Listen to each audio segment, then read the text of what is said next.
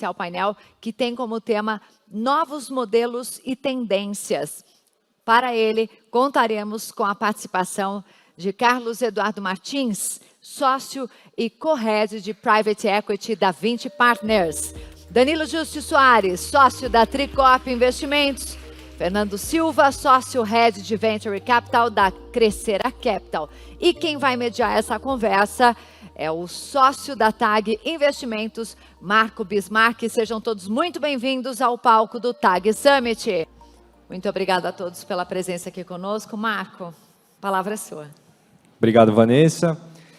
Bom, vamos lá. A gente tem o desafio de estar no painel que antecede o almoço, né? Então, vamos lá. Bom que o papo é interessante e rende bastante, então a gente vai conseguir entreter todo mundo aí. Bom, primeiro agradecer a presença dos nossos painelistas aqui, o Carlos Eduardo Cadu, né? O Fernando Silva, o Nando e o Danilo, para a gente falar aqui de mercados privados, né? Então, Private Equity, Venture Capital.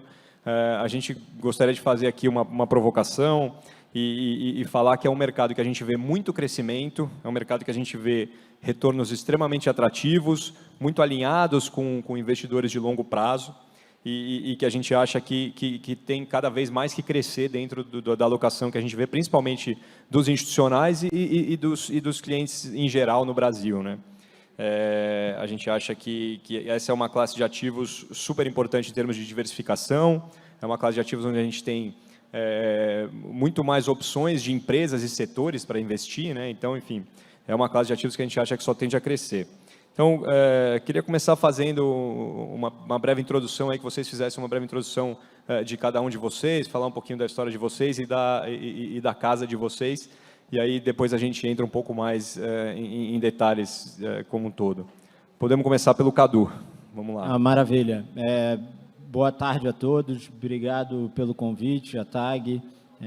Prazer estar aqui falando um pouquinho da nossa experiência, falando um pouquinho sobre a Vinci, discutindo aqui com o Fernando e com o Danilo um pouco sobre esse mercado de Private Equity, que a gente acredita que está só no começo de um crescimento aí de vários anos que deve acontecer no Brasil, em função das condições que a gente tem de mercado aqui, o que a gente já viu nos mercados envolvidos acontecendo nos últimos 30 anos, né? A gente na Vinci, né, a gente é uma gestora de recursos, né, alternativos, a gente começou em 2009, mas já vinha de uma atuação de Private Equity anterior a isso, ainda na época do Banco Pactual, quando a gente começou a investir em Private Equity.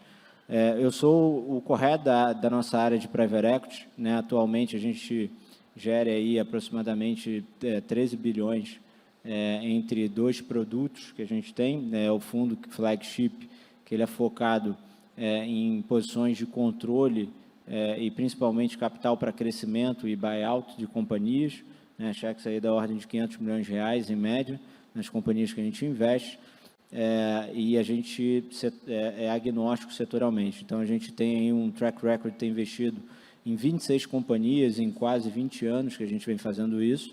A gente já está na 4ª edição do nosso fundo. Passamos aí por momentos bastante diferentes, né, de mercado, de Brasil, e graças a Deus até hoje conseguindo navegar bem em todos eles. A gente tem uma segunda estratégia também, que a gente começou a desenvolver ela ainda na época do banco, que é uma estratégia que deu, no final, origem ao nosso produto, que foi captado há mais ou menos 2 anos atrás, de impacto, né? A gente captou o maior fundo de impacto da América Latina, que a gente deu o nome de Vinci Impacto Retorno. Esse é um fundo que hoje tem R$1 bilhão sob gestão, e ele, obviamente, né, tem todo aí as nossas obrigações fiduciárias, nosso objetivo de retorno, mas também a gente tem o objetivo, né, de estar impactando a sociedade de uma forma positiva em temas que a gente acredita que traz um retorno de longo prazo, né, para a sociedade. Esse é um fundo que está em período de investimento ainda, e a gente acredita que ele, né, vai ter várias edições. O embrião dele foram 3 fundos que a gente geriu com foco na região nordeste do Brasil, onde a gente investia em empresas ali, e ele tem uma diferença importante em relação à estratégia flagship, que é uma estratégia de investimentos minoritários. Então, a gente coloca dinheiro nas companhias, um cheque bem menor, que vai no máximo aí até mais ou menos 100 milhões de reais, e foco em apostar nos empreendedores que a gente, né, encontra pelo caminho, né, e apostar que aquele modelo de negócio que está sendo desenvolvido pelo empreendedor, ele vai crescer, vai se desenvolver. Então, são basicamente essas duas estratégias. Nosso time é um time, né, que trabalha junto há muito tempo, há mais de 20 anos, né, todos nós sócios estamos no comitê, a gente está investindo desde o nosso primeiro fundo, e tomando decisões de investimento também ao longo do caminho. E estamos bastante animados para os próximos 10, 20 anos de Brasil. Acho que a gente claramente passou aí por momentos onde taxa de juros, né, se acomodou num nível bem baixo, que todo mundo sabia que era uma questão de pandemia, não era sustentável, mas claramente também não é sustentável para o Brasil que a gente está vendo, uma taxa de juros no patamar atual, e a alocação e alternativas é uma alocação muito complementar em qualquer portfólio, né, que a gente veja, principalmente de investidores institucionais, né, algo que a nossa base, por exemplo, de fundos, ainda muito focada, a gente tem uma captação, que hoje 70% ela vem de fora do Brasil, né, vem de investidores, principalmente institucionais globais, e a gente brinca que a gente tem uma meta de mudar bastante essa equação para trazer cada vez mais os institucionais locais aqui também. Então, obrigado novamente pela participação. Boa, vamos lá. Vou passar a palavra para o Nando agora falar um pouquinho também. Obrigado, boa tarde a todos que estão assistindo a gente aqui online e presencial. Meu nome é Fernando, eu sou o Head de Venture Capital, sou sócio e Head de Venture Capital da Crescera Capital. Particularmente eu, Fernando, já tenho mais de 20 anos de experiência atuando em Venture Capital. Desde lá, vivi a bolha da internet de 98, 99 como investidor, e agora estou vivendo esse novo momento de correção. Então, tem muita coisa, muita experiência aí acumulada nesse sentido. A Crescera é uma casa bem tradicional aqui de Venture Capital e Private Equity no Brasil. A gente tem mais ou menos uns 6 bi de reais em ativos sob gestão. Hoje nós temos aí 3 fundos de Private Equity que estão ainda em operação. Um deles agora está em pleno investimento, é o nosso fundo, nosso flagship de Private Equity, onde a gente fez aí vários investimentos bem legais, é um fundo de mais ou menos uns 2 bi de reais. No Venture Capital, a gente tem também 3 fundos ainda em operação, sendo que um deles agora está ativamente investindo, é o nosso flagship do Venture Capital. Na estratégia do Venture Capital, a gente vai do seed até um série C, né? Basicamente a gente faz a jornada completa da empresa ali, eventualmente até um pré-IPO, por exemplo, ou um IPO. Nossa especialização enquanto Crescera aqui, nossos sócios, são sócios que já trabalham juntos aí também basicamente desde 2009, é um pessoal que trabalha junto há bastante tempo, e a gente é uma gestora bem especializada em algumas teses de investimento, em alguns setores. Então, a gente tem uma expertise muito grande, por exemplo, no setor de educação, onde a gente fez aí cases emblemáticos, como a Afya, foi uma empresa que a gente levou até o IPO, fizemos o IPO na Nasdaq, e foi um IPO muito bem sucedido, um dos grandes cases de retorno aqui na história do Private Equity no Brasil. Temos na área de saúde, varejo, serviço também bastante experiência, fizemos Hortifruti, agora temos Oba, temos o Hospital Care, que é um ativo super quente aí do setor de saúde. E na área de tecnologia, né, que aí, obviamente, abrange um pouco mais também o Venture Capital, né, tecnologia, a gente faz tanto Private Equity como Venture Capital. No Private Equity, a gente fez investimento recente na Nelogica, que é a principal plataforma de trading aqui no Brasil, mas tecnologia também abrange ali mais o early stage, né? No early stage, a gente tem cases emblemáticos também de investimento e saída, como, por exemplo, a Bling, que foi uma empresa que a gente vendeu ano passado, com uma transação que deu mais de 60 vezes o retorno do capital investido. Foi também um dos grandes cases de retorno do Venture Capital aqui no Brasil. Então, a gente tem essas expertises setoriais, né, na casa. Por quê? Porque a gente é muito ativo dentro da empresa, né? Nós gostamos muito de ser aquele investidor que está presente, ajudando o empreendedor, sendo muito construtivo, né? E realmente é aí que a gente gera o valor adicional. Nosso mindset na Crescera capital é commodity, tem muito capital no mercado. Se você é um empreendedor, tem um bom projeto, você não vai ter dificuldade de levantar recursos. O que a gente quer é que o empreendedor escolha Crescera. E ele vai escolher Crescera porque a gente tem aquele algo a mais, né? O algo a mais é essa geração de valor adicional que a gente tem, né? Fazendo realmente muito, gerando esse valor adicional, né? Na expertise setorial que a gente tem, e isso realmente traz essa seleção mais interessante até de empreendedores que procuram a Crescera para receber investimento, etc. Então, é um pouco do nosso perfil. Perfeito. Vamos lá, Danilo. Obrigado, pessoal. Obrigado. Primeiramente, super obrigado, Bisma, pessoal sócios da TAG, uma parceria longeva aí com a Tricorp, Thiago, Papaterra, Dan, e super obrigado pela parceria, pela sociedade, essa sociedade aí de né, trocar inteligência e deal flow e know-how que nós temos aí nesses últimos anos. Eu sou Danilo Soares, sócio da Tricorp. A Tricorp é uma gestora de private equity focada em growth, focada no segmento growth. Nós completamos esse ano o nosso 10º aniversário. Meus sócios Felipe, Bruno e eu estamos juntos há 10 anos, trabalhando em cogestão.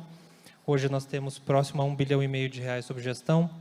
E talvez até para explicar um pouco, né, o que nós fazemos, o nosso propósito, até que nós estampamos no nosso site, é construir jornadas de sucesso com empresas de alto crescimento.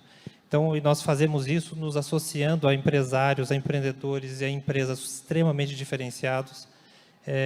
Provemos capital, que, como o Fernando falou, hoje é mais commodity, e humildemente damos um direcionamento, ajudamos bastante, colocamos a empresa nos trilhos que ela precisa ainda ser colocada para gerar valor para a companhia e para o nosso cotista. Hoje nós estamos terminando de investir nosso fundo 3, começando a captar o nosso fundo 4. Nós fizemos, nesses últimos 10 anos, 10 investimentos, 3 saídas e alguns casos emblemáticos que depois nós podemos comentar. E nós não somos um fundo setorial, mas também não somos um fundo generalista. Tem 4 setores que nós já construímos alguma expertise, e são esses setores que nós vamos continuar investindo. Esse segmento de growth, nesses 4 setores que nós investimos, no cheque que nós fazemos, aí tem cerca de 20 mil empresas que meio que a nossa estimativa de universo investível. Então, é um mar aí de meio que quase infinito de bons ativos, bons empreendedores para olhar, para se associar. Então, os próximos anos aí também prometem bastante em termos de estar posicionado no segmento growth. Não, perfeito. Acho que aqui a gente tem 3 nichos bem claros e diferentes de atuação, né? Então, a gente tem desde o Venture Capital até empresas mais de growth, até empresas já com cheques bem maiores. Acho que seria legal a gente dar um pouco de enfoque no nicho de cada um e comentar um pouquinho o processo de investimento. Acho que podemos começar com o Nando, para a gente ir crescendo, né? Legal, bacana. Esse é sempre um assunto bacana, processo de investimento, né? Costumo dizer que a Crescera, isso vale para o Venture e para o Private Equity, mas especificamente no Venture, a gente faz conta, né? Então, a gente não surfou, essa euforia que a gente viu nos últimos anos, de valuations malucos, de alocação de capital a qualquer custo. Nosso entendimento é o seguinte: se você olhar historicamente, nós fazemos fundos, inclusive, menores, porque a gente não quer ter um incentivo perverso de ter que alocar capital, porque a janela de alocação é uma janela temporal, né? E se eu captei um fundo grande demais, acaba virando a chave ali, a gente sabe como é que funciona o negócio, e você acaba fazendo menos conta para alocar capital, porque você quer fazer o deployment. Então, a gente é muito criterioso nesse negócio, a gente gosta de fazer conta. Os nossos documentos de investimento, quem tem acesso sabe, são documentos bem exaustivos, a gente é duro na negociação. Nosso processo interno de investimento, ele é um processo que é um negócio que chega ali desde a boca do funil, né, com os analistas olhando, etc., até o comitê de investimento nosso interno. É uma longa jornada de conhecimento, inclusive, para dar tempo da gente conhecer aquele empreendedor. Porque no Venture Capital, acima de tudo, é um people business. Então, você, obviamente, tem que escolher uma tese legal de investimento, um ativo bacana, num setor interessante, mas é a execução que vai fazer a diferença. Eu costumo dizer que eu prefiro investir no negócio até no setor que não é tão sexy, mas com uma baita execução, do que no setor super sexy e um time ruim para executar. Por quê? Porque eu não sou eu que vou descer ali para executar. É óbvio que eu vou ajudar, a gente é ativo, etc. Mas quem vai entregar aquele negócio são os founders, é o jockey do cavalinho. O cavalinho, se não tiver um jockey legal, ele não ganha a corrida sozinho também. Então, é isso. A gente tem esse perfil, né, esse processo de investimento interno, onde a gente amassa bastante. É um tempo importante para a gente conhecer o empreendedor. Então, a gente já teve casos ali de que estávamos super empolgados com a empresa, negociação de valuation estava ok, estava dentro do que a gente estava imaginando pagar, mas aí no final do processo a gente viu que o empreendedor ali estava estressado, não estava aguentando a pressão, etc. Opa, ligou o sinal de alerta, cara. Porque, venture capital, você executar um negócio, é pressão o tempo todo, gente. Então, se o cara já, num processo que dura 6 meses, ele já está fazendo água e já está pedindo as contas, putz, eu não quero ser sócio desse cara. Então, assim, é importante você fazer, e aí por isso, né, isso desdobra isso tudo para o que eu falei no começo. A gente não tem pressa de alocar o capital, a gente quer fazer os melhores deals, atrair os melhores times, empreendedores, e fazer os deals nos melhores preços possíveis. Isso vai significar que eu vou fazer todo deal muito barato? Não, necessariamente. Mas vai ser o melhor preço possível, sem uma pressão de tempo de alocação de capital. Tá? Então, esse é um pouco esse é o nosso mantra, tá? Que a gente tem lá dentro o tempo todo, né? Tanto no Venture Capital como no Private Equity. Inclusive, muitas vezes, é um negócio que até o nosso ex-sócio, que vai estar hoje aqui palestrando, Paulo Guedes, falava, é o Partner of Choice.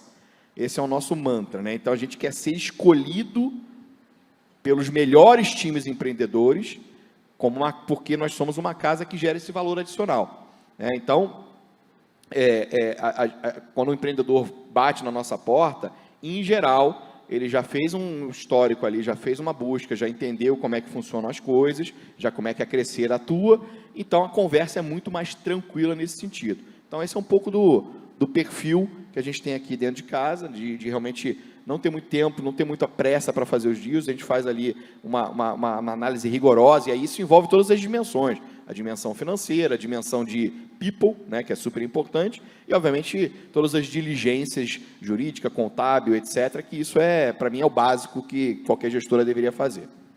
Perfeito. Para seguir o caminho aí do tamanho das empresas, vamos seguir aí, então com o Danilo, depois a gente passa a palavra para o Cadu. Nesse nosso espaço de growth, a Tricorp acabou se especializando em 4 setores, basicamente. Então, basicamente consumo, saúde, tecnologia e serviços financeiros. E nós achamos nosso posicionamento estratégico não só unindo nossa expertise, mas também fugindo de competição, ali na casa de um cheque na casa dos 100 milhões de reais. Então, idealmente, nós buscamos posições minoritárias relevantes, mas que o stake pode ir de 25% a 75%. Então, mas eu acho que o pilar da nossa tese é se associar a empresários bastante diferenciados e estruturar deals de co-controle. Então, nós não queremos que o empreendedor deixe o assento do motorista. Ele vai continuar lá, mas nós conseguimos, na mesma linha do Fernando, construir transações super fortes do ponto de vista de governança, do ponto de vista de acordos, do ponto de vista de vetos, e até porque faz parte do pacote, né? A proposta de valor nossa como eu explicitei, construir essa jornada em conjunto. Então, ele é o empresário, é o empreendedor que normalmente topa esse casamento aí que tende a durar no mínimo meia década, né, historicamente. Então, ou seja, 2 a 3 cadeiras do conselho, uma série de vetos, normalmente a indicação do CFO. Então, nós temos conseguido, já pouco até por conta das saídas, por conta dos desinvestimentos, o nosso mercado, todo mundo se fala, então nós já temos conseguido gerar esse círculo virtuoso, né, de uma reputação que nós conseguimos gerar valor lá nas companhias, as companhias, os empreendedores bons se falam, e eles, obviamente que nós queremos, nosso portfólio tem normalmente 7 a 10 empresas, é um portfólio de alta convicção, né, com posições aí, em médias de 15%, e então nós precisamos escolher as 7, 8 melhores empresas naquele ciclo, naquela janela de investimento que tem nesses setores para alocar um cheque de 100 milhões. É uma tarefa que, né, por isso que os fundos aí têm cerca de 8 a 10 anos, e em média, histórica, nesses 10 anos de Tricorp, fizemos 10 deals, né, nós vimos que o nosso processo, em média, dura 9 meses. é literalmente uma gestação ali, desde o primeiro cafezinho até o dinheiro pingar na conta, porque o processo tem o básico que você tem que fazer, é a modelagem financeira, é a análise dos números, é o entendimento da dinâmica concorrencial, mas isso é um pouco mais comoditizado. Todo mundo sabe fazer planilha. Acho que o que diferencia é você, mostrar teu valor passado, o que você pode agregar para o empreendedor, e você tem que criar convicção. Afinal, nós investimos a grande maioria do nosso patrimônio nos nossos fundos, no mesmo veículo do cotista, pagando as mesmas taxas, mas também nós somos fiduciários do nosso cliente, então, do nosso cotista. Então, é uma diligência bastante profunda. E o diferencial, que vai além da planilha, é o trabalho de campo. Né? Esse trabalho que dura a maior parte desses 9 meses, que é ir a campo, falar com esses funcionários de todas as senioridades possíveis, clientes, fornecedores, testar o produto, testar o serviço, fazer cross-checks sobre né, tudo que está acontecendo e aconteceu na companhia, e diante de tudo isso, criar nosso mosaico de convicção, e ter certeza do que nós sabemos e o que nós não sabemos. Tem que ter essa humildade intelectual, né, no momento que nós fazemos uma primeira discussão no comitê, do que nós estamos seguros na tese, o que falta investigar e voltar a campo. E o principal disso tudo é o time. Então, como parte desse mosaico aí, nós vamos muito a campo na nossa diligência para entender as pessoas, né, com o empreendedor ou a empreendedora com a qual nós estamos criando essa relação de longo prazo, e o que ela fez já na vida, o que ela já conseguiu, como é que ela enfrentou as crises, né? E o Brasil, aí, a cada 1 ano e meio, tem uma grande crise. Como é que ela enfrentou crises passadas, como é que ela se portou perante acionistas, e se ela tem, né, obviamente, o caráter, a fibra moral, o hard work para implementar o plano de negócios que ela está se propondo a implementar, afinal ela vai continuar ali no banco do motorista. Perfeito. E agora, então, Cadu? Processo de investimento para a gente é uma coisa, enfim, super crítica e séria, né, dentro da nossa atividade. Acho que tanto o Fernando quanto o Danilo aqui já comentaram pontos super relevantes que eles tratam em cada uma de suas casas e que do nosso lado também é muito semelhante. Para a gente, né, começa tudo em definir quais são os grandes temas que estão acontecendo no mundo e que vão impactar as companhias, setores, né, de forma positiva. Né? Então, a gente vai tentar entender como, né, o envelhecimento populacional no Brasil, que vai acontecer de uma forma acelerada nos próximos anos, vai impactar o setor de saúde, vai impactar o setor financeiro, vai impactar qualquer outro segmento, e daí tentar entender quais são as companhias que a gente, né, acredita que vão ser os campeões, vão poder surfar bem essa onda. E por que a gente olha esses temas, né, de investimento? Obviamente, para se beneficiar deles no momento que a gente vai ser controlador e vai estar investido naquela companhia, mas normalmente são temas que eles vão além do período do nosso investimento, da nossa passagem na companhia, né?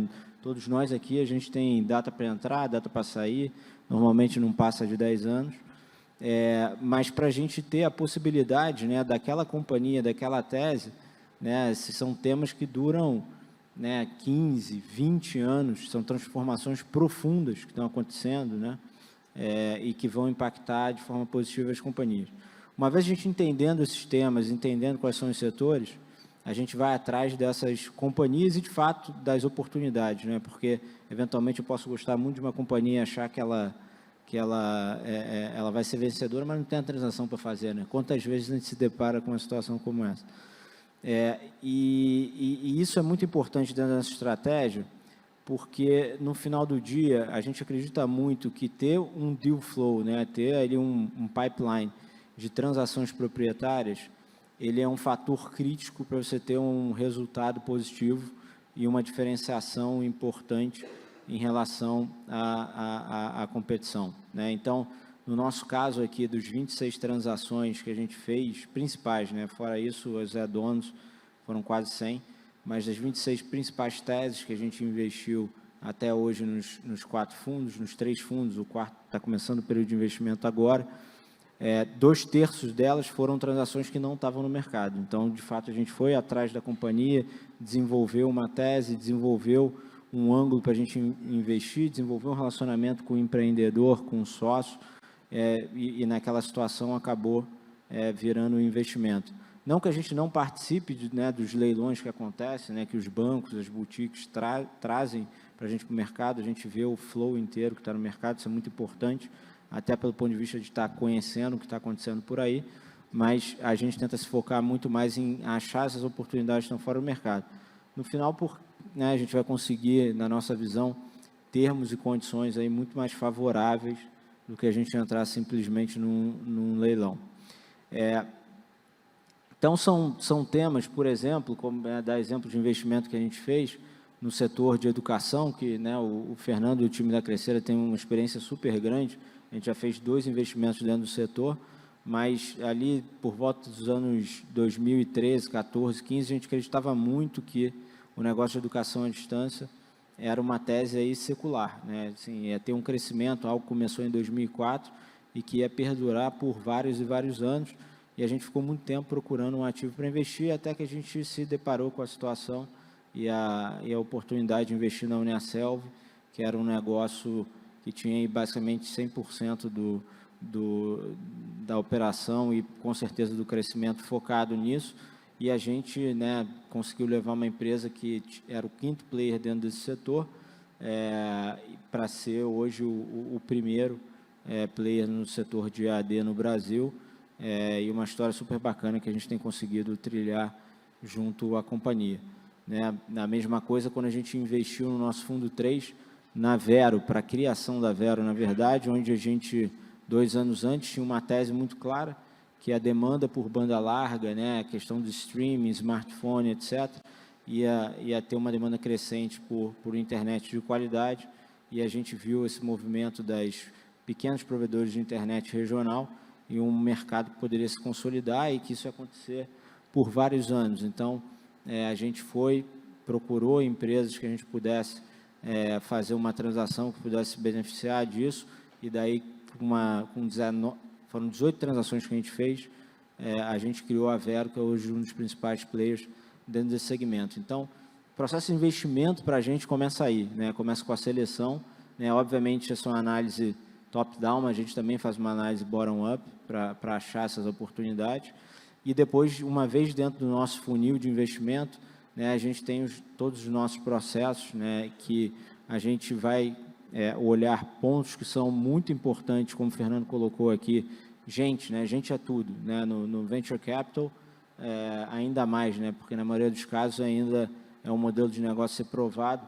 No nosso negócio que a gente não investe em negócios onde o modelo ele não foi testado e provado, a gente já investe numa fase mais à frente, onde a gente quer escalar aqueles modelos de negócio provados, mas no final do dia precisa ter alguém vai fazer aquilo, alguém vai motivar aquelas equipes que vão estar executando ali na ponta, no dia a dia, e tirando uma ideia, um business plan, uma tese de investimento do papel para que ela vire realidade. Então, no nosso processo de investimento, olhar a gente é super crítico, e fazer todo o trabalho de diligência que acho que todos nós fazemos, mais tradicional, mas um trabalho que a gente faz também de forma antecipada estar se preparando e detalhando quais são os principais drivers de criação de valor durante a tese de investimento. Tem coisas que vão acontecer no primeiro ano, tem coisas que vão acontecer no segundo, no terceiro, no quarto e no quinto, e até a nossa saída, e a gente tenta colocar isso de uma forma muito pragmática, e o que a gente precisa fazer dentro daquelas companhias, até porque na nossa estratégia principal nós somos os controladores, para que aquilo se torne realidade. E a gente acompanha muito de perto a execução disso para ajudar a contribuir com as nossas experiências passadas. E aí um ponto não menos importante, mas que apesar de ser o último ato nosso depois que a gente investe numa empresa, mas que é algo que a gente começa a olhar desde o primeiro momento, quando a gente gera ali, o time gera, né, a gente dentro do nosso processo, a gente gera ali 2 slides para discutir qualquer tese e oportunidade que apareça, para ver se a gente vai gastar tempo, investir mais tempo do time, recursos, etc. Um ponto muito importante é saída, né? Saída é um botãozinho que a gente tem que criar, eu brinco, né? Quando você investe em ações do lado público, você compra a ação e ele já vem com esse botão, no lado privado a gente tem que criar ele para poder apertar em algum momento, né, e poder sair e retornar o capital. E a gente tem basicamente 2 formas de sair. A primeira é fazer um IPO, legal, bacana, mas a gente tem que ter um alinhamento de astros aí muito grande para acontecer, né, principalmente no Brasil, né, depende, né, dos mercados estarem com comportamento adequado, né, você tem uma visão positiva aí dos gestores, que aquela tese faz sentido, então é algo que sai do nosso controle, né, e o mercado do Brasil, diferente dos mercados desenvolvidos, né, que a gente, eventualmente, com algumas empresas de portfólio, acaba conseguindo acessar, ele tem janelas, então você depende muito dessas janelas para poder ter acesso à liquidez, ainda mais no tamanho de empresa que a gente investe, são empresas grandes, né? E a gente tem uma outra forma de sair, que é vender para um concorrente, para um estratégico, né, do tamanho ou maior que a gente. Então, a gente, por exemplo, se não vê a possibilidade, né, daquela empresa que a gente está olhando no começo, ter uma saída que é muito óbvia ou clara para um estratégico, dificilmente essa transação ela vai à frente ou a gente vai caminhar, porque a questão da saída ela é muito importante e a gente entende que a gente começa a trabalhar ela desde o momento que a gente analisa o deal, depois, quando a gente está fazendo a diligência, que a gente vai conversar com os competidores, até para entender um pouco mais do mercado, entender essa dinâmica e ver se aquele ativo, de fato, tem algum apelo no futuro para um potencial comprador. E, obviamente, no final, a gente empacota isso tudo, né? E tem vários touch points com o nosso comitê de investimentos para poder fazer os reajustes, poder avançar com as aprovações, etc. Então, a parte de processo de investimento é muito importante e, a cada momento, a gente está aprendendo com uma última experiência interna que a gente teve, ou seja, com outra experiência também de mercado, a gente está sempre melhorando. Recentemente, por exemplo, algo que a gente fez foi implementar um sistema que a gente conseguiu no mercado adaptar um pouco para a nossa realidade, para estar utilizando ele na parte de prospecção de pipeline e execução. A gente, com esse sistema, que foi implementado há 1 ano e meio atrás, a gente conseguiu aumentar a nossa capacidade de originação de oportunidades em quase 3 vezes, né? A gente, por ano, aí, analisava, na verdade, no passado, mais ou menos 100 oportunidades por ano, e a gente saltou para mais de 300. Isso só por colocar processo, colocar, né, um sistema que ajuda a gente a trabalhar esse funil, trabalhar os leads de forma mais inteligente, né, e com um processo um pouco mais amarrado. Então, o processo de investimento sem dúvida nenhuma, um dos principais pontos importantes para o sucesso do investimento, né? O sucesso ou não do investimento, obviamente, está muito na execução, mas se você não tiver um entendimento muito bom, né, de onde você está pisando e de que você vai encontrar pela frente, porque, invariavelmente, você vai encontrar diferenças piores, melhores, e você vai ter que endereçar elas. Essa parte do processo de investimento, sem dúvida nenhuma, é algo super relevante que a gente, né, trabalha muito antes de escrever o cheque no final do dia. Perfeito. Nando, a gente teve, acho que nos últimos anos a gente viu uma evolução muito grande do mercado de venture capital no Brasil, né? Acho que ainda está anos-luz do que é lá fora em termos de tamanho, mas a gente viu um crescimento muito grande. E, especificamente, acho que nesses últimos 6 a 12 meses, a gente está vendo algumas correções, acho que você comentou um pouco do valuation. Queria que você comentasse um pouco sobre esse desenvolvimento, sobre valuation e o que você está vendo aí para os próximos tempos. Legal, ótima pergunta. Vamos lá, Venture Capital, né? Quer dizer, já se faz Venture Capital há bastante tempo. Na verdade, se você parar para pensar, hoje você fala muito de unicórnio, etc., mas você pega ali um dos primeiros unicórnios, né? foi a GVT. A GVT, não sei quem lembra, foi uma empresa que veio um israelense aqui, né, empreendeu aqui no Brasil, fez um IPO num valuation que hoje seria considerado unicórnio. Mas as pessoas às vezes esquecem e ficam achando que o unicórnio é um negócio recente. Mas, enfim, o mercado de Venture Capital no Brasil, a gente passou por 3 grandes ondas empreendedoras. Teve uma primeira onda empreendedora lá na época do setor de privatização do setor de telecom, né, onde surgiram bichos como a GVT. Uma segunda onda ali no início dos anos 2000, né, aí teve o evento da venda do Buscapé, o Romero vendeu o Buscapé, foi a segunda grande onda empreendedora, e agora a gente está vivendo essa terceira onda empreendedora, uma onda muito mais robusta, uma onda onde os empreendedores já têm até uma bagagem, porque às vezes são empreendedores que já estão no seu terceiro ciclo empreendedor, tem muito mais informação, porque hoje a internet você tem os cases de Harvard, de qualquer case de desinvestimento está disponível na internet para você estudar, etc. Então, é muito fácil você, como empreendedor ali, entender os erros e acertos ali e poder seguir uma trajetória um pouco mais consistente. Mas tem uma questão estrutural também, que é muito interessante, e eu, né, nos últimos meses, meditando isso, né, por que a gente está vivendo esse boom do empreendedorismo? Né? As pessoas falam, a gente está vivendo a digitalização do mundo, né, vários problemas em setores diferentes precisam ser resolvidos, né, e aí vêm os empreendedores com essas soluções, em geral digitais, que resolvem problemas específicos. Mas por que isso está acontecendo? Né? Quer dizer, tem uma questão estrutural ou é um voo de galinha? É mais uma onda que daqui a pouco vai arrefecer? Não, na minha visão aqui, é realmente um processo realmente estrutural. A gente está vivendo a convergência de 3 fatores muito interessantes, e isso é único na história da civilização. O primeiro fator é conectividade global. Né? Pela primeira vez, né, já há algum tempo, a gente tem mais de 95% da população da Terra, do planeta, conectado, seja numa primeira derivada ou numa segunda, na internet. Então, isso tem um mercado global acessível gigante, de pessoas querendo consumir. Segundo, redes de alta velocidade, né? Então, com latência baixa. Né? Então, a gente conhece muito o 4G, todo mundo está acostumado, tem uma velocidade legal, mas a latência da rede não é a ideal. O 5G veio para resolver a latência. Né? E com a latência baixa da rede, algumas aplicações, principalmente IoT, por exemplo, redes de carros autônomos, elas não são possíveis com 4G, mas são possíveis com 5G.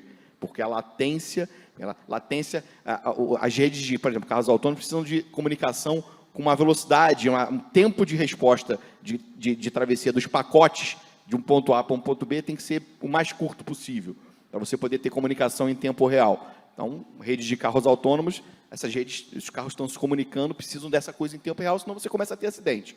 Então, até então, não era possível fazer isso de uma forma eficiente. O 5G veio para realmente abrir esse novo universo de aplicações, né, para coisas, para buzzwords que a gente já conhece, carros autônomos, IoT, etc. Então, essa é um segundo vértice dessa convergência. E o terceiro é o poder computacional. Você pega, por exemplo, um smartwatch desse como o da Apple, ele tem 10 mil vezes mais capacidade computacional do que o computador que levou a Apollo 11 à Lua. Está no meu pulso. E o que isso significa? Que todo mundo que está conectado à internet, basicamente, tem um computador, acesso a um computador, que pode rodar aplicações das mais complexas possíveis, que envolvem grandes bases de dados, inteligência artificial, realidade virtual, realidade aumentada, e aí você tem uma série de aplicações possíveis que vão solucionar problemas que estão aí já há muito tempo para serem resolvidos.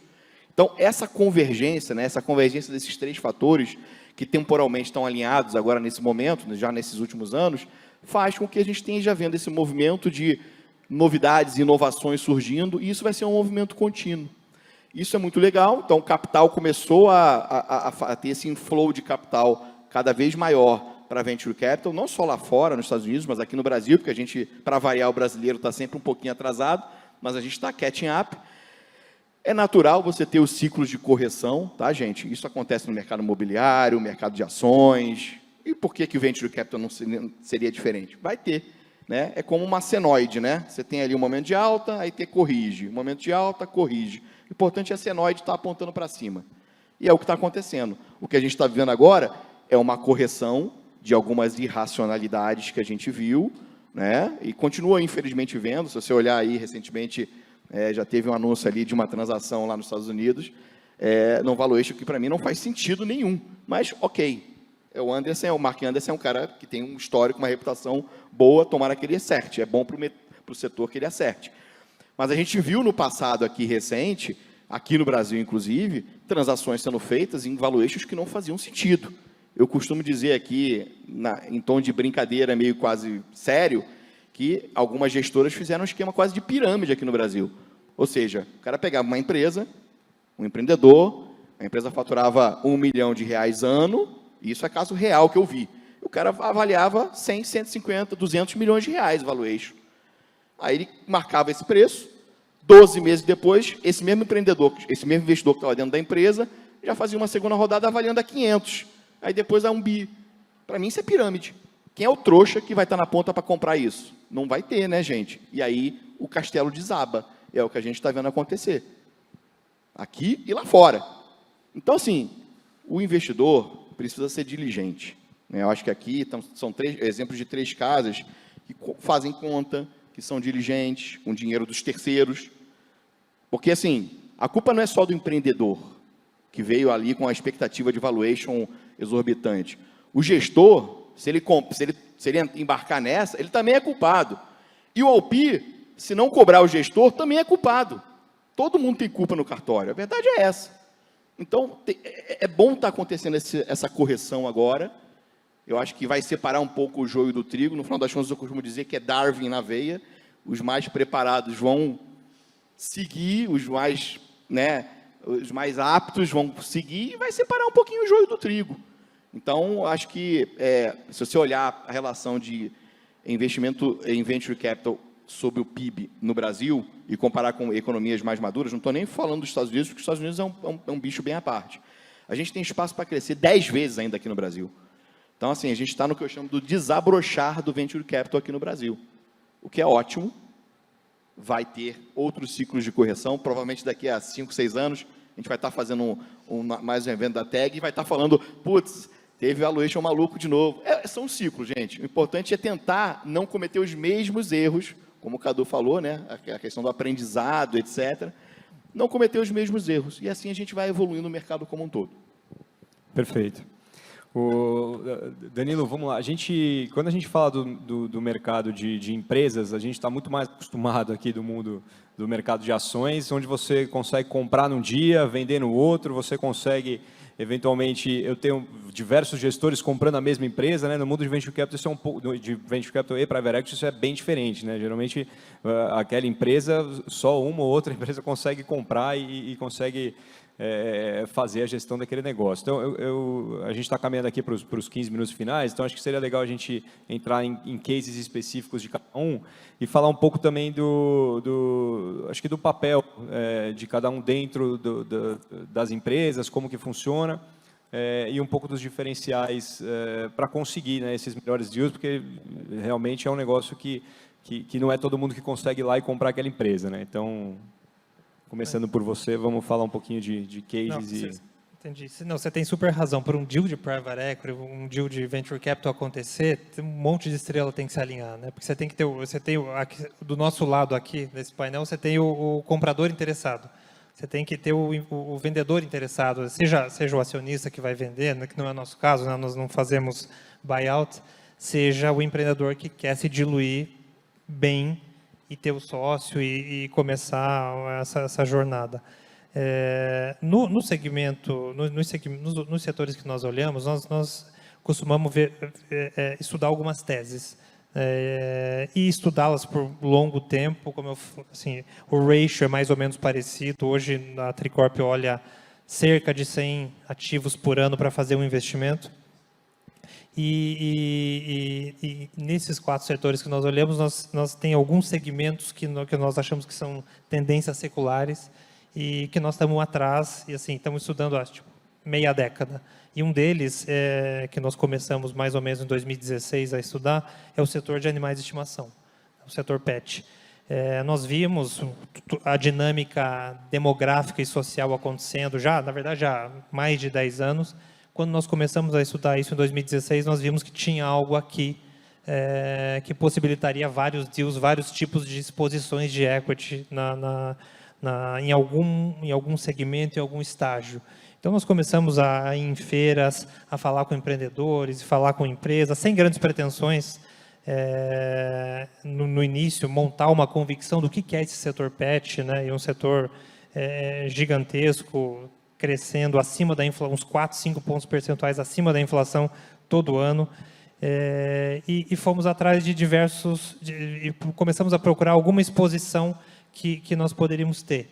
Então, falamos com redes de franquia de pet shop, falamos com pequenas clínicas, falamos com grandes varejistas, e em 2019 achamos, finalmente, depois de acho que mais de 15 originações, né, frustradas, né, que não teve ali, não vimos a química ali, não vimos algo especial, achamos uma empresa do Rio de Janeiro chamada Z-Dog, uma empresa de produtos pet, e brilhante, assim, meio única, e assim, fizemos toda aquela jornada do processo que eu citei há pouco, e ali era um caso assim extremamente diferenciado, 3 empreendedores, amigos de infância do Rio, que viram em 2012, 10 anos atrás, um nicho, e que criaram um nicho que é trazer um pouco mais de apelo de marca a produtos pet.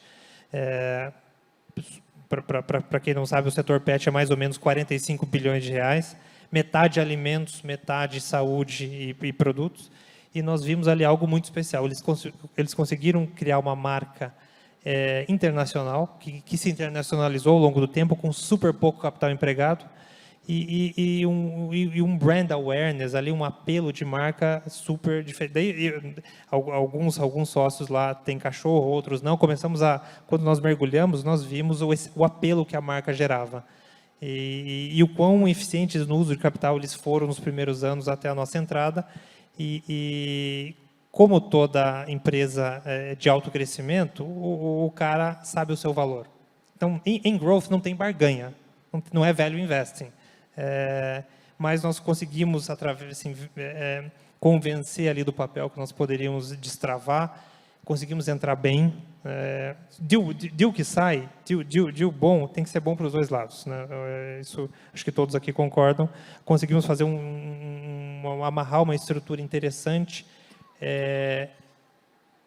com preço atrativo para nós, com incentivo para os fundadores gerarem valor no longo prazo, e conseguimos fazer isso no meio da pandemia. E até curioso que 2 anos atrás, no evento da TAG virtual, nós tínhamos recém feito o investimento. E acho que aqui, com certeza aqui é um outlier em termos de timing. Normalmente a nossa jornada é meia década, mas aqui nós tivemos um extremo sucesso, conseguimos fazer o plano, conseguimos fazer um M&A na área de alimentos, conseguimos ajudar ainda mais na internacionalização. A companhia lançou um produto novo chamado Zinal, que é um pet shop virtual de delivery express.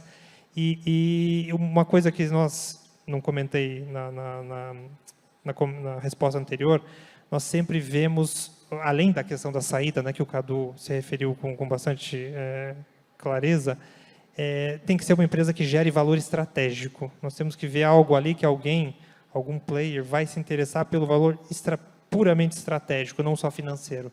E aqui não foi diferente. Em um ano depois do nosso investimento, a Pets, companhia aberta, que também já tinha tido private equity por muito tempo, tinha recém feito o IPO, fez uma abordagem, e conseguimos fazer uma saída assim, bem impressionante, mais de 3 vezes capital em um ano. Então, deu saída para os nossos investidores. Nós na verdade, ganhamos ações da Pets, estamos comprando Pets, né, indiretamente no deal.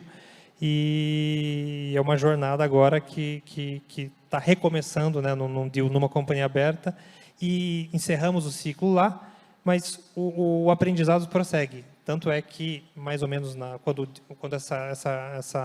a venda da Z-Dog para Pets estava no seu fim, nós já estávamos desenvolvendo outra tese.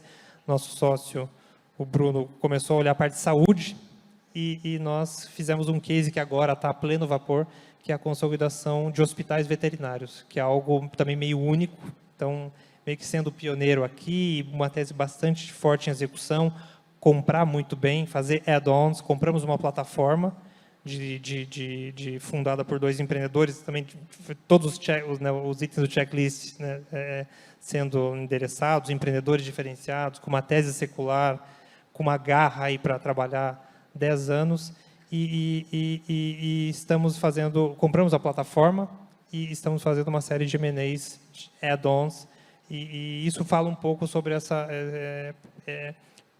navegar em setores que têm um vento nas costas secular atrás. Então, saímos de um, entramos em outro, e isso vai continuar acontecendo ao longo do próximo fundo com outros segmentos. Excelente. Cadu, vamos lá, comentar um pouquinho de algum case e como que a Vint se envolve nesse processo. Não, legal. A gente, né, investiu em 26 companhias, tem vários cases de sucesso, obviamente também temos nossos insucessos. Acho que tem alguns legais aqui para poder dividir, onde o ciclo já está mais avançado. Até aproveitando o gancho que eu comentei ali da própria investimento na Uniaselv, que hoje é Vitro, a gente, né, viu essa tese aí do EAD, o crescimento do EAD, uma oportunidade de entrar num dos grandes ativos que tinham disponíveis, né, em função de uma questão da Croton, né, hoje Cogna. Eles precisavam vender uma das 3 operações de ensino à distância que eles possuíam para poder fechar a transação de fusão com a Anhanguera. E naquele momento, era um momento difícil de Brasil, né? Então, os estratégicos aí no setor, que seriam os usual suspects para comprar esse ativo, eles acabaram tendo que sair da mesa, porque tinha mudado uma normativa do FIES, e que onde eles estavam muito alavancados em cima do FIES, todo o crescimento e base de alunos dele do presencial. Todo mundo saiu da mesa. Tinha uma história, né, de eventualmente impeachment da Dilma na época também, então era bolsa para baixo, era um cenário desafiador de alocar capital, e que a gente via, né, uma tese para 10, 20 anos de crescimento, uma marca muito forte, com diferenciais estratégicos, como o Danilo colocou, muito claro, e que ainda tinha um ponto que complicava um pouco mais a transação, nem todo mundo tinha estômago para ir em frente, que a gente teria que fazer um processo de carve-out da operação, né? O que é isso? É tirar a operação da Uniaselv de dentro da Croton, na época, ela já estava totalmente integrada, então, recortar a operação, implementar sistema de novo, contratar time, e todas as coisas que a gente, algumas delas a gente já faz com frequência, né? Contratar time, buscar pessoas e alinhar elas. Essa parte de carve-out até para a gente tinha sido coisa nova, mas que, enfim, uma prática aí de mercado, principalmente desenvolvidos lá, Estados Unidos e Europa, muito comum. A gente seguiu em frente, conseguiu fechar essa transação em fevereiro de 2016. Foi um deal que demorou aí mais de um ano para a gente, do momento que a gente começou a olhar até a gente fechar. E a gente conseguiu condições, por conta do momento que a gente estava, muito interessantes de ponto de entrada e também para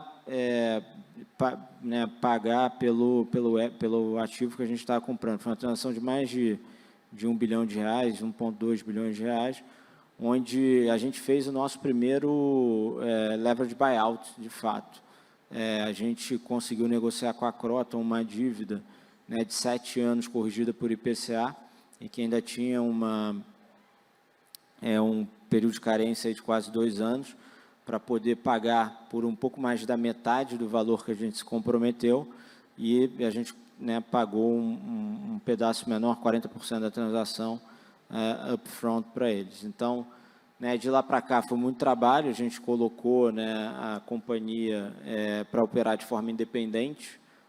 6 meses depois que a gente fechou a transação, a gente trouxe um time para tocar, porque a gente acabou recebendo uma companhia sem back-office, sem várias áreas, a própria área de marketing e comercial, ela estava integrada na Uniaselv, desculpa, na Croton, e a gente teve que fazer esse trabalho de contratar um time, colocar processos, etc. E a gente tinha uma visão de longo prazo de crescer abrindo novos polos, né? Para quem não sabe, a base da operação, ela é quase como uma franquia. A gente tem polos parceiros, onde a gente, né, o nosso aluno, ele vai uma vez por semana para ter aula presencialmente. E a gente saiu, né, em muito pouco tempo, de 2016 até o ano passado, de mais ou menos 48 polos para mais de 900, né, espalhados no Brasil inteiro. Né, a Uniasselvi saiu de 5º maior player dentro desse setor, para ser o primeiro, ganhando market share de forma orgânica. 2 anos depois, a gente acabou fazendo uma transação, trazendo um player financeiro para ser nosso sócio minoritário na companhia, e a gente teve a oportunidade de trazer não só capital para fazer o funding desse crescimento acelerado, mas também a gente conseguiu retornar capital para os nossos cotistas já com um prêmio muito importante em relação ao nosso investimento. A gente retornou todo o capital. E aí, mais para frente, 2 anos depois, a gente fez o IPO da empresa na Nasdaq. A gente acreditava que o caminho fora do Brasil era um caminho que a gente ia conseguir ser melhor avaliado, e quando comparado aos pares locais aqui, de fato, a gente conseguiu um prêmio de 30% em relação à média dos pares locais aqui no Brasil, em valuation, e que possibilitou a gente ter capital para seguir uma estratégia de M&A que a gente já vinha desenvolvendo, né? E a companhia foi bastante bem sucedida, a gente apoiou eles muito nessa estratégia, né, de comprar um competidor ainda no nosso core, na área de EAD. Isso, né, a Uniasselvi já tinha saído aí dos seus 100 mil alunos para mais de 350 mil, e a gente conseguiu comprar a Unicesumar numa transação de 3,2 bilhões de reais, entre ação e cash, né, de fato, que a gente pagou, se comprometeu a pagar para a família fundadora. A Unicesumar também muito focada numa operação de ensino à distância. Nosso principal competidor, a empresa, assim, lado a lado com a Uniasselvi, que mais cresceu, né, de 2006 para cá, número de alunos, ganhou market share. E com isso, né, a transação foi assinada em agosto do ano passado. A gente teve a aprovação do CAD no primeiro semestre. Em maio a gente fechou a transação. Com isso, a Vitro, né, que foi essa empresa que a gente listou na Nasdaq há quase 2 anos atrás, passou a ser a maior empresa, já era a maior empresa organicamente de educação à distância no Brasil. Com a Unicesumar, seus mais de 350 mil alunos, a gente passou a ser o player de liderança dentro desse segmento, tendo market share super relevante, e também passou a ser o terceiro maior player de educação no Brasil, né? Então, uma trajetória que a gente saiu lá numa lista que talvez a gente não fosse nem o top 20, para ser o terceiro maior, uma empresa de 500 milhões de EBITDA. Negócio, quando a gente investiu, tinha aí um pouco menos de 100 milhões de EBITDA, em que a gente está agora numa trajetória aí, né, ainda tem muito crescimento para fazer, muita oportunidade de sinergia em função dessa fusão, dessa compra que a gente fez agora, mas a gente já, obviamente, olhando para um momento de saída. A gente está na companhia aí há 6 anos, é uma história que a gente se orgulha bastante e conseguiu ter um retorno financeiro também muito interessante. Perfeito. Vou falar rápido aqui do último case. Vamos Vitro é lá, um case bem vamos legal. Nada, que isso. Vou falar rapidinho aqui. Vou falar da Bling, que foi o case do nosso fundo 2, né? O fundo que a gente tem hoje, que está investindo, é o 3, que é o nosso flagship, que, aliás, está em captação. Quem tiver interesse, depois só procurar, fazendo jabá aqui. Desculpa. Quando a gente modela os fundos, a gente, obviamente, tem discussões prévias sobre tese de investimento. O que a gente vai buscar, etc. No fundo 2, eu lembro que a gente teve uma discussão que a gente queria investir num ERP focado na base da pirâmide. Quem conhece ali o setor de ERP, você tem a pirâmide tradicional, que, né, as grandes corporações são atendidas por Oracle, TOTOS, softwares que são caros, integração complexa, pesada, etc. Você tem o meio da pirâmide, você tem os ERPs setoriais, tem o ERP do setor de moda, farmácia, setor automotivo, etc. E tinha a base da pirâmide, a super base da pirâmide, são milhões de pequenos empresários, estabelecimentos, que não tinham realmente uma solução adequada com price point adequado, integrada na nuvem, com as funcionalidades que esses caras precisavam, porque na nossa tese, e aí tem a ver com aquele negócio que eu falei da convergência, etc., e havia um tsunami, né, de digitalização, ou seja, mesmo os empresários lá que tem uma birosquinha ali que vende um produto, ele ia querer minimamente organizar o seu negócio, né, ter um controle de estoque, nota fiscal, etc. Isso ia chegar, e é isso que a gente estava buscando. E aí, quando a gente achou a Bling, foi um empreendedor que tinha essa mesma visão, conseguimos convencê-lo de receber o nosso investimento, porque ele não precisava de dinheiro, já estava crescendo bastante. Ele topou, deixou a gente entrar, a gente fez a empresa crescer ainda mais, veio a digitalização que a gente imaginava e a gente chamou a atenção da Local Web, né? Na verdade, a gente já tinha, meses antes, vendido a Vindi para a Local Web, que era uma fintech focada em pagamentos recorrentes. Foi uma venda bacana, a gente fez aí um retorno de mais ou menos umas 8 vezes o capital investido. E o interessante é que aí são aquelas sutilezas, né, que você tem ao longo dos processos de M&A, etc. Quando a gente estava vendendo ali no processo de negociação da Vindi para a Local Web, a gente sacou que a Local Web tinha acabado de fazer aquele follow-on na bolsa, captou quase 1 bi para fazer M&A, etc. E a gente viu que eles estavam comprando uma série de empresinhas, como fossem peças de Lego, que iam se encaixar numa espinha dorsal. A Vindi era uma pecinha do Lego, mas não era a espinha dorsal. E a gente sacou, e aí aquele negócio de você entender o setor, a gente como tecnologia, a gente, pescamos aqui um negócio interessante. Faltava a espinha dorsal, eles não tinham achado ainda a espinha dorsal, né, na estratégia deles. E aí, beleza, vamos ficar quietinho aqui, fechamos a venda da Vindi, botamos dinheiro na conta do fundo, e aí chamamos de novo a Local Web para conversar. Local Web, temos uma boa e uma má notícia para vocês. Boa notícia é que a gente achou a empresa que vocês estão buscando. Aí mostramos a Bling para eles, que legal, vamos conversar, mas qual é a má notícia? Bom, a má notícia é que vocês não vão pagar só o que vocês pagaram pela Vindi, em termos de múltiplo, que foi um ótimo múltiplo, uma venda de uma empresa SaaS, 10 vezes faturamento, surfamos bem ali um momento. Vocês, Local Web, vocês estão tradando no all-time high na bolsa, fazendo 30 vezes de receita, o múltiplo de vocês está 30 vezes de receita. Então, esquece DCF, vamos fazer uma transação por arbitragem de múltiplo. Vocês, como a Bling é mais lucrativa do que a Local Web, quando você consolidar ela no seu balanço, ela vai no teu múltiplo. O mercado vai entender isso. Então, você, ao invés de pagar 10 vezes o faturamento, você pode pagar mais aqui para a gente.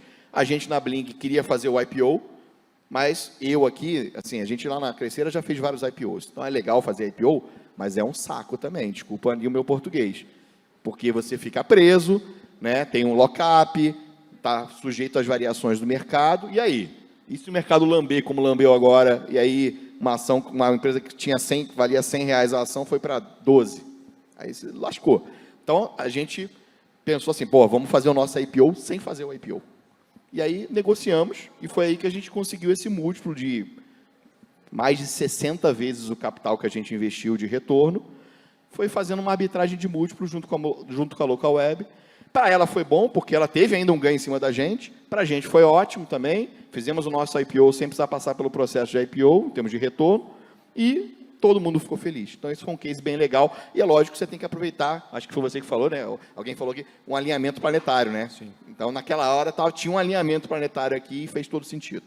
Perfeito. Eu queria agradecer de novo o Cadu, né, do Danilo. Como a gente brincou antes, tem conversa para horas, né? Mas 5 horas aqui. O tempo é escasso, então, finalizando aqui. Obrigado, gente. Vamos para os nossos convidados, painelistas, Carlos Eduardo, Danilo e Nando, obrigada pela presença. Marco, obrigada, parabéns pela excelente moderação.